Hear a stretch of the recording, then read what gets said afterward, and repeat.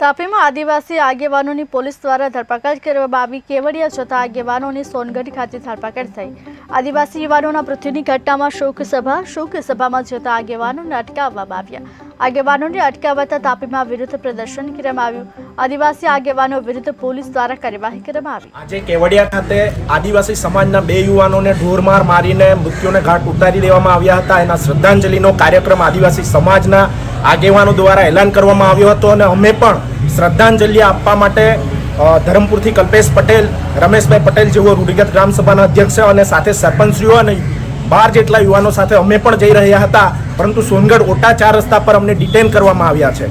મને એવું લાગી રહ્યું છે કે સરકાર પોલીસને આગળ કરીને લોકો પર જે અત્યાચારો થઈ રહ્યા છે, અત્યાચારોને ડામવા માટે આવી રીતે પોલીસનો ઉપયોગ કરે છે એવું મને લાગી રહ્યું છે। આદિવાસી સમાજને જ કહેવા માંગીએ છીએ કે આપણે હવે ધીમે ધીમે એક સાથે બધી લડાઈઓ લડી રહ્યા છે, તો કાયમ એક સાથે રહીએ ને આદિવાસી સમાજ સિવાયના સમાજના લોકોને પણ કહેવા માંગીએ છીએ કે આવી રીતે કોઈ પણ સમાજના યુવાનોને ઢોરમાર મારીને મૃત્યુનો ઘાટ ઉતારવું જોઈએ ન જોઈએ, કારણ કે માણસ છેલ્લે માણસ જ હોય છે।